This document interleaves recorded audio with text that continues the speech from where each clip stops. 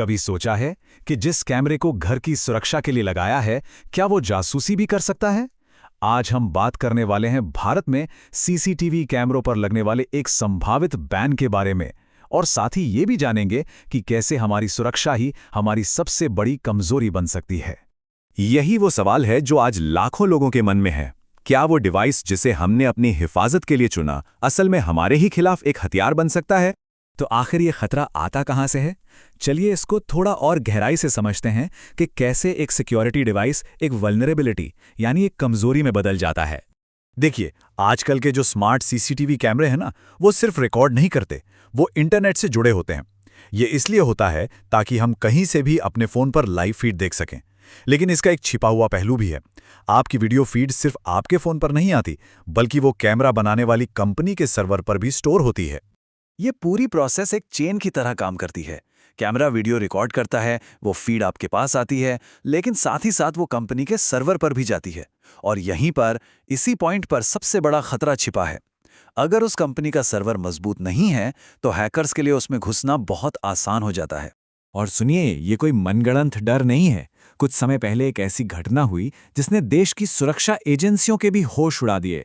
जांच में ये पता चला कि भारत के कुछ रेलवे स्टेशनों की लाइव सीसीटीवी फीड सीधे पाकिस्तान तक पहुंच रही थी। जाहिर है, इस चौंकाने वाली खबर के बाद सरकार को एक्शन लेना ही पड़ा। चलिए देखते हैं कि इस खतरे से निपटने के लिए सरकार अब क्या बड़े कदम उठा रही है। सरकार ने एक बहुत बड़ा फैसला लिया है। प्रस्ताव यह है कि 1 अप्रैल से ऐसे सभी कैमरों की बिक्री पर रोक लगा दी जाए जो जरूरी सिक्योरिटी स्टैंडर्ड्स को पूरा नहीं करते और जिनके पास कोई सर्टिफिकेशन नहीं है। इस नए नियम का सीधा असर हिकविजन, दाहोआ और टीपी लिंक जैसे कई पॉपुलर चीनी ब्रांड्स पर पड़ने वाला है। अब उन्हें भारत में अपने कैमरे बेचने के लिए मैंडेटरी टेस्टिंग और सर्टिफिकेशन जैसी कड़ी प्रक्रियाओं से गुजरना होगा। ठीक है, नए कैमरों के लिए तो नियम बन रहे हैं, लेकिन एक बहुत बड़ा सवाल अब भी बाकी है। उन करोड़ों कैमरों का क्या होगा जो हमारे घरों, दफ्तरों और सड़कों पर पहले से ही लगे हुए हैं? एक अनुमान के मुताबिक पूरे भारत में ऐसे करोड़ों कैमरे पहले से ही चल रहे हैं। जी हां, करोड़ों, और इनमें से ज्यादातर असुरक्षित हैं, जो कि अपने आप में एक बहुत बड़ा खतरा है। ये एक ऐसी बड़ी समस्या है जिसका सरकार के नए नियमों में भी कोई साफ साफ जवाब नहीं है। ये जो लाखों करोड़ों पुराने कैमरे हैं, ये एक टाइम बॉम्ब की तरह हैं। और ये कैमरे इतने खतरनाक इसलिए हैं क्योंकि हम लोग अक्सर इनकी बेसिक सेटिंग्स भी नहीं बदलते। जो डिफ़ॉल्ट पासवर्ड कंपनी से आता है, लोग वही इस्तेमाल करते रहते हैं। सॉफ्टवेयर कभी अपडेट करते नहीं, और बस इसी वजह से ये हैकर्स के लिए सबसे आसान निशाना बन जाते हैं।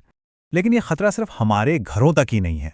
अब ज़रा बड़ी तस्वीर देखिए और समझिए कि कैसे ये छोटे छोटे कैमरे मिलकर एक राष्ट्रीय सुरक्षा का, एक नेशनल सिक्योरिटी का मुद्दा बन जाते हैं। मामला सिर्फ निजी फुटेज लीक होने का नहीं है।